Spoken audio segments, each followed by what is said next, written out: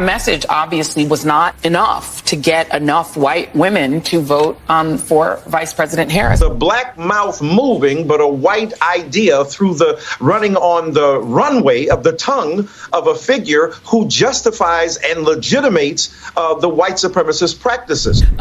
White, super white, like, you know, mayonnaise sandwich on Wonder Bread, white. We still don't know for sure whether Donald Trump was hit by a bullet, whether he was hit by glass fragments, whether he was hit by shrapnel.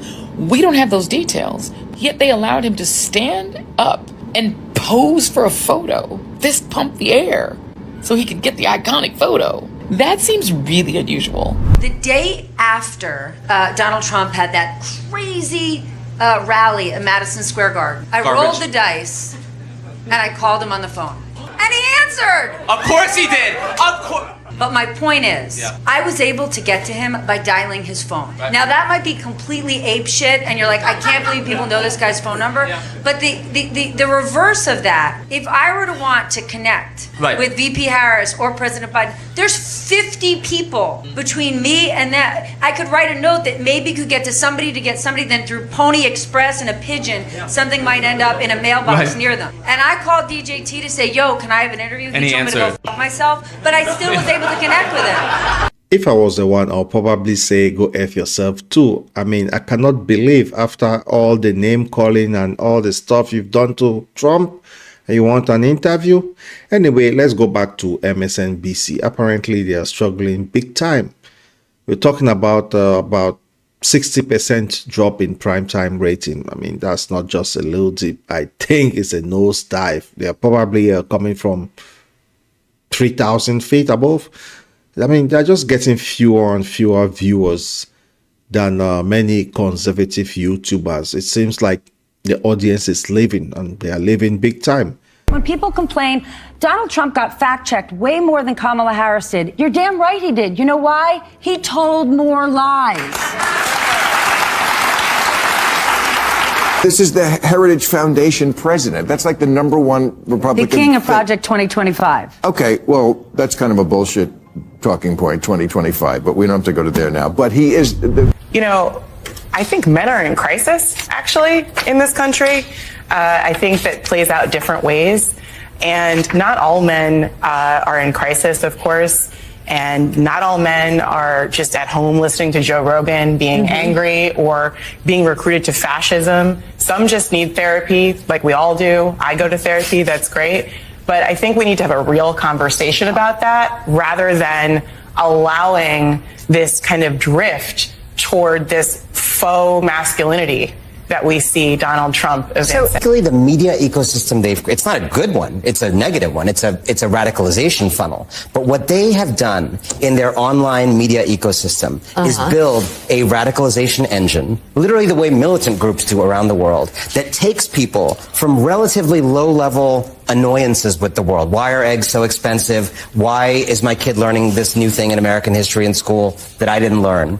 And then moves them through YouTube videos, through podcasts, moves them from that annoyance all the way, slowly, to a full-blown fascist politics. It's an elaborate multi-billion-dollar infrastructure, and there is nothing like it on the pro-democracy side. We don't have when a man is just lost and lonely and not yet radicalized, we don't have the equivalent of Joe Rogan and Jordan Peterson to move that man in a feminist direction. By the way, we should educate men that it's actually really great to live with a strong woman who makes money. It's actually easier. Life is easier. You remember there was a rumor that Elon Musk was looking to buying the network, and Joe Rogan even joked that he'll be Rachel Maddow.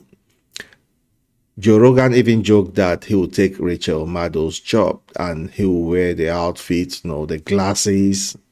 Mark Cuban almost did that too with Rachel Maddow. There was one time, I think he's still wearing those glasses. He looked exactly like Rachel Maddow, but he's not. Technically he's been a pundit because he was going around sabotaging Kamala Harris unknowingly, and they told him, stop, don't say anything about Kamala Harris anymore. And there's been some pay cuts that are happening right now for MSNBC. I don't know if some of the hosts, they will run away You know, when the big box is not coming, they usually jump ship. No, Joy Reid, who you just heard her speak, she's still having those conspiracy theories about it. Maybe Trump was not shot, maybe this or that. Can you believe it? They're the ones who say say that conspiracy theorists don't believe in election fraud and things like that. Yet everything that most people saw online, how Trump was being shot, and she's questioning it. Wow.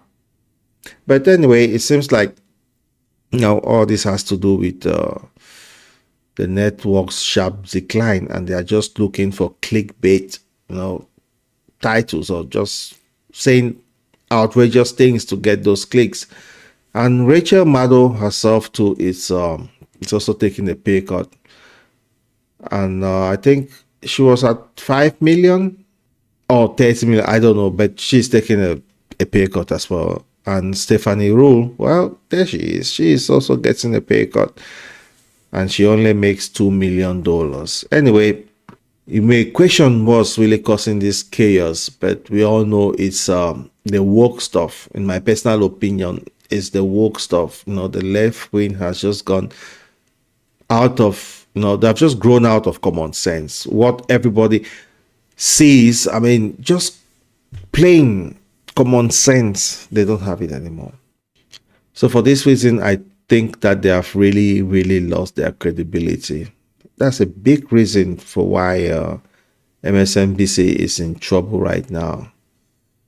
They have been accused of lying to their audience throughout the election campaign, telling them it was close when it wasn't, and according to one source, it was too big to rig. This has gotten so popular that my stepdad contacted me to tell me he's happy that I'm suing MSNBC. I'm like, I'm not suing MSNBC. But this is what MSNBC did. They took a clip of me talking about Tulsi Gabbard, and they edited it up and made it look like I was saying great things about Kamala Harris. Wait, what? Yeah, they just deceptively edited the things that I was saying. Took it completely out of context, where I was talking about, first of all, I was talking about Tulsi Gabbard, and then I was talking about that the media behind Kamala Harris, all this surge and all these people just deciding that she's good, she could win. And they put the two of those together and made it seem like I was praising Kamala Harris and saying a bunch of things that aren't even true. She's going to win. No, she's not. She can win. She is a strong woman. She is a person who served overseas twice. She in a medical unit. She was a congresswoman for 8 years. Yeah. She is a person of color. She's everything you want. She's going to win. No, she's not. She can win. They just want no Trump, no matter what. Unfortunately for them, mass media or corporate media has done is they've diminished their credibility so much so that, like, Joy Reid was on TV today talking about saying that Trump was going to shoot protesters and just wild, unsubstantiated, crazy shit. Esper, who was Donald Trump's Secretary of Defense for a while, told him, no, you cannot shoot American citizens. You can't have the military shoot American citizens. He's going to replace people in the Department of Defense with people who will say you can, and that you can deploy the military against protesters, that you can arrest journalists for reporting things that Donald Trump doesn't like, that sort of thing, right? The more they do stuff like that, the more that they say things like that, the more it diminishes their impact, and the more it drives people to independent media sources. Yeah, I'm sure you've seen the ratings collapse that they've been. You know, they're down to like MSNBC is down to like 50,000 people in the 18 to 49 demo. That is so wild. Which is right. It's so crazy. It's really tiny. So I think that's happening. The Gallup organization has done polls on trust in institutions, including, you know, media, for the last 60 years. It's been a steady slide. I think the broader context here is that trust in the media institutions has been declining for the past, I'll say, 50 years, according to Gallup poll. With the rise of independent media sources and the decline of corporate media, people are just looking for alternative at this point. You cannot sit in your house listening to this crap Joy Reid is spewing. I think it's a good thing that even Democrat supporters are tired of these charlatans at the MSNBC that lied to them throughout the election, and that they would love if Elon Musk took over the network. So what's next for MSNBC? Well, will it be sold off? Because I think we've not heard anything about that for some time now, a couple of weeks though. Will they change their approach? Because Joy Reid doesn't seem to be letting up. It's really hard to say for sure, but I think one thing is clear here. They've got a serious problem, and a lot of viewers have really had enough. Anyway, thanks for tuning in to Black Coffee Podcast.